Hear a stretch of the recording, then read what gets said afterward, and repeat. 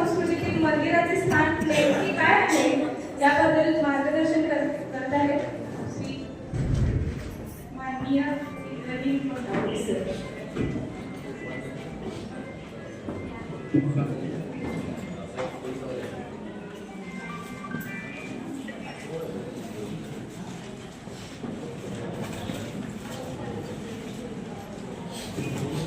जय श्रीराम.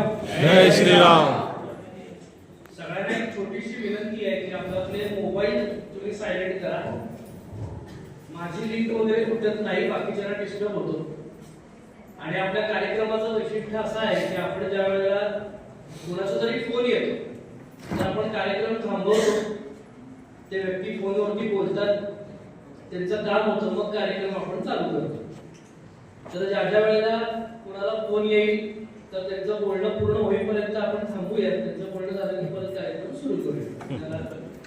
काही गडबड नाही. पश्चिम महाराष्ट्राच्या माझं नाव इंद्रनील सदानंद मंगापुरे. मी मूळ कोल्हापूरचा आहे. मी मुंबईमध्ये पत्रकार म्हणून काम करत होतो. सेंट्रल आणि स्टेट गव्हर्नमेंटसाठी मी डॉक्युमेंटरी फिल्म मेकिंगचं काम करायचो.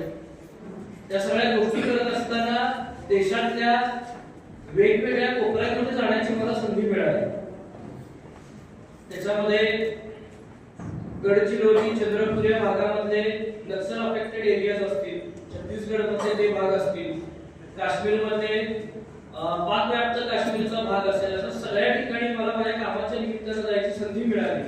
आणि या सगळ्या ठिकाणी जाताना एक गोष्ट लक्षात आली की या संपूर्ण भारताला जोडून ठेवणारी जी गोष्ट आहे ती गोष्ट म्हणजे आपली हिंदू मंदिर.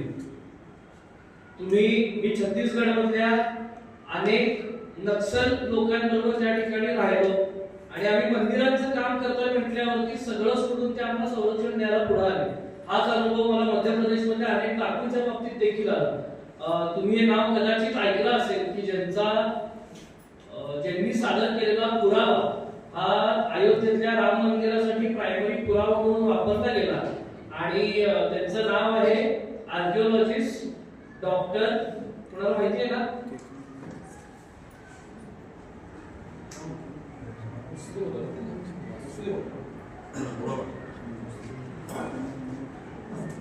कोणाला आठवत आहे का ना?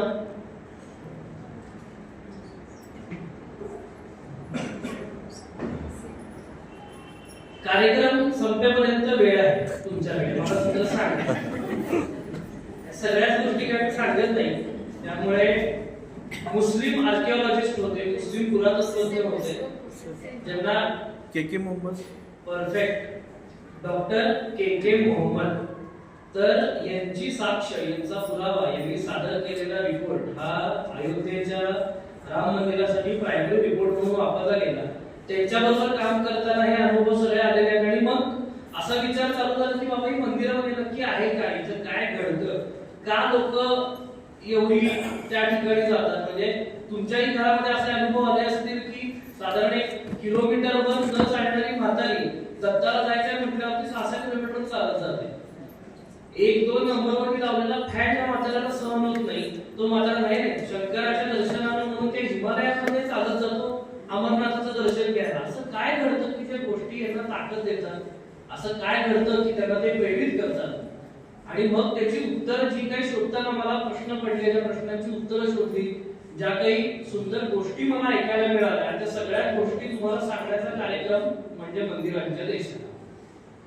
यामधल्या साधारण इसवी सनाच्या 12व्या-13व्या शतकापासून भारतावरती मुस्लिम परकीय आक्रमकांचं आक्रमण चालू झालं आणि अगदी आत्ताचा जो अफगाणिस्तानचा वगैरे भाग आहे तिकडनं ते आक्रमण शिरत दिल्लीपर्यंत आलं. तिकडनं ते हळूहळू महाराष्ट्र गुजरातच्या बॉर्डरवरती आलं. पूर्व आणि पश्चिम किनाऱ्यातून ते भारताच्या दोन्ही बाजूने आतमध्ये शिरलं. तर या सगळ्या गोष्टी चालू असताना मधल्या 600-650 वर्षांच्या काळामध्ये भारतामध्ये 48,000 पेक्षा जास्त मंदिर उद्ध्वस्त केली गेली. हा दुर्दैवानं रेकॉर्डेड नंबर आहे. या सगळ्या मंदिरांच्या डिटेल्स आपल्याकडे आहेत की कुठली उद्ध्वस्त केली गेली. पण ज्या वेळेला हे सगळं चालू होतं त्यावेळेला संपूर्ण हिंदू धर्म 2 गोष्टींवरती तग धरून होता. कुठल्या गोष्टी आहेत तर एक की मंदिरांसाठी झटून काम करणारे स्वयंसेवक आणि 2 गावोगावी जाऊन खेडोपाडी जाऊन भजन कीर्तन करत त्या लोकांमध्ये श्रद्धा जिवंत ठेवणारी लोक. आज या दोनही योद्ध्यांचा सन्मान या ठिकाणी तुम्ही केला, त्याबद्दल माझ्याच डोळ्यात पाणी आले की ही अखंड 700-800 वर्षांची परंपरा इचलकरंजीमध्ये तुम्ही जिवंत ठेवलेली आहे. त्याबद्दल या दोन्ही योद्ध्यांसाठी एक जोरदार टाळ्या.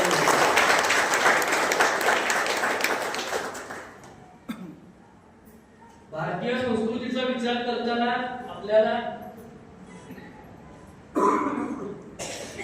थोडं बघायला लागतं की याची सुरुवात नक्की कधी झाली.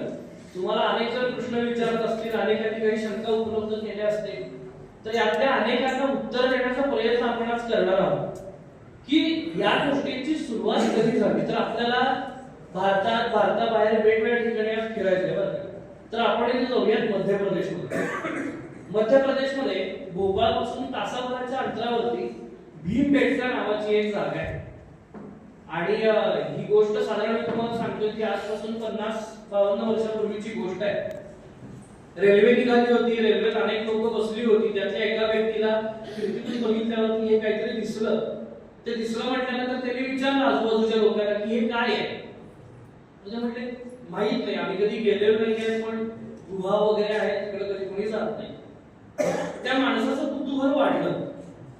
तो म्हटला नाही हे बघायला पाहिजे आपण. हे ती जागाच्या माणसाला बोलवायला लागली. तो म्हटला इकडे जायचं कसं. तो म्हटलं नाही इकडे रेल्वे वगैरे तर काही थांबत नाही. मग अशी ते 5-7 मिनिटं जातात आणि ते आजूबाजूची लोक सामान एकत्र गोळा करायला लागतात. ते विचारतात तुम्ही काय करताय. तर बाबा अजून एक थोड्या अंतरानं ही रेल्वे वळते. रेल्वे वळताना तिचा स्पीड कमी होतो. स्पीड कमी झाला की आम्ही इथून उड्या मारतो खाली आणि चालत चालत आमचं जे गाव आहे तिकडे आम्ही चालत जातो. त्याही वेड्या माणसानं आपलं सामान गोळा केलं, त्याच्या पाठीमागे उभा राहिला, वळण आलं, रेल्वे स्लो झाली, त्या माणसानं उडी मारली आणि चालत चालत तो या ठिकाणी पोहोचला. जसजसं ते आतमध्ये जायला लागले तस त्यांना मोठमोठे असे डोंगर दिसायला लागले, मोठमोठे दगड दिसायला लागले आणि अशी काही चित्र दिसत. इथे शिंग दिसत आहेत. अजून आतमध्ये गेल्यानंतर इथे आपल्याला हरिण दिसायला लागतं. त्याच्या अंगावरती सगळे असे ठिपके ठिपके आहेत. शिंग इथे दिसतात, त्या हत्ती दिसतो, इथे वाघासारखा एक प्राणी दिसतो. असे वेगवेगळे प्राणी दिसायला लागले. राधानगरीमध्ये असतो तसा गवारेडा इथं आपल्याला बघायला मिळतो. अजून आतमध्ये गेल्यानंतर त्यांना एक माणूस दिसला. त्याच्या समोर कुणीतरी पशु आहे. कदाचित तो त्याचा राखण करत असेल, शिकार करत असेल, माहित नाही. पण या काही गोष्टी त्या ठिकाणी आपल्याला बघायला मिळाल्या. अजून आतमध्ये गेल्यावरती खूप अशी वेगवेगळी विचित्र चित्र त्यांना त्या ठिकाणी दिसायला लागली. आणि हे जे चित्र आहे हे तुम्हाला सगळ्यांना कळलं का काय आहे. हे काय करतायत बरं. डान्स करतायत. आजही आपण अनेक वेगवेगळ्या आदिवासी पाड्यांवरती जर गेलो तर आपल्या लक्षात येईल की पौर्णिमेला किंवा अमावस्येला किंवा ऋतू बदल होताना कुठल्या तरी आनंदाची गोष्ट सेलिब्रेट करताना ही सगळी लोक एकत्र येऊन नृत्य करतात, वादन करतात. इथे एक जण आपल्याला वादन करताना पण दिसतोय. ही जी काही चित्र आपण बघितली ही चित्र किती जुनी आहेत बरं, हा प्रश्न आता मी तुम्हाला विचारणार आहे. मी आकडा सांगतो, ज्यांना वाटतंय की नाही एवढी जुनी आहे त्यांनी हात वरती करा. इथं असलेल्यांपैकी कुणाकुणाला असं वाटतंय की ही चित्र कमीत कमी 500 वर्ष जुनी आहेत. ओके. कुणाला असं वाटतं की नाही बाबा ही चित्र 1000 वर्ष जुनी आहे, 2000 वर्ष जुनी आहे. 2000 वाली बऱ्यापैकी आहे. कुणाला असं वाटतं की नाही ही चित्र 4000 वर्ष जुनी. असं कोणी आहे का इतर की त्यांना वाटतं की नाही नाही ही चित्र 8000 वर्ष जुनी असते. त्याच्यापेक्षाही जुनी आहे. त्याच्यापेक्षाही जुनी. ठीक आहे, आपण अजून एक 2000 वाढवू. कुणाला वाटते की चित्र 10,000 वर्ष जुनी आहे. 10,000 जरा अति होते पण तरी 5,000. ओके. या चित्रांचा अभ्यास केल्यावरती आपल्याला लक्षात येतं की ही जी काढलेली चित्र आहेत भीमबेटकामधली ही चित्र कमीत कमी 19,000 वर्ष जुनी चित्र आहेत. आपल्याला भारतीय संस्कृतीमध्ये व्यक्त होण्याचा जर अभ्यास करायचा असेल तर आपल्याला सुरुवात 19,000 वर्षांपासून करावी लागते आणि मग टप्प्याटप्प्याने आपण 2025 पर्यंत पोहोचतो. हा तो एवढा मोठा प्रवास आहे. आणि हे सगळं जगासमोर मांडणारा, हे सगळं जगापुढे आणणारा हा दुसरा तिसरा माणूस कोणी नव्हता, एक मराठी माणूस होता, पद्मश्री विष्णू श्रीधर वाकणकर उर्फ हरिभाऊ वाकणकर. आज भीमबेटका ही जगामधल्या अतिशय महत्वाच्या वारसा स्थळांपैकी एक महत्वाचं वारसा स्थळ आहे. सलग 1,00,000 वर्ष मानवी वस्ती असणारं जगातलं एकमेव ठिकाण आहे. इथं असणाऱ्या चित्रित गुहा ज्या आहेत त्या गुहांची संख्या 450 पेक्षा जास्त आहे. हे जगात इतरत्र कुठेही नाही. जागतिक वारसा स्थळ म्हणून भीमबेटकाकडे आज आपण सगळेजण बघतो. तुम्हाला कधी संधी मिळाली तर या जागा चुकवू नका, या जागा नक्की बघा. अतिशय सुंदर या जागा आहेत. आज आपल्याला काय बघायचं आहे तर आपण मगाशी नृत्य बघितलं. हाही नृत्याचाच एक प्रकार आहे.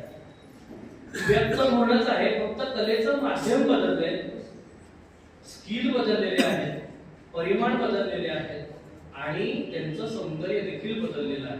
तर हा प्रवास आपण सगळा कसा केला ते आपल्याला बघायचं. आता आपण सुरुवात बघितली तर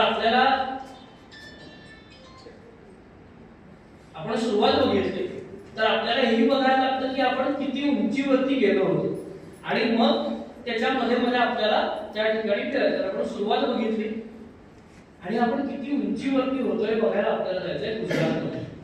गुजरातमध्ये पाटण नावाचं एक गाव आहे.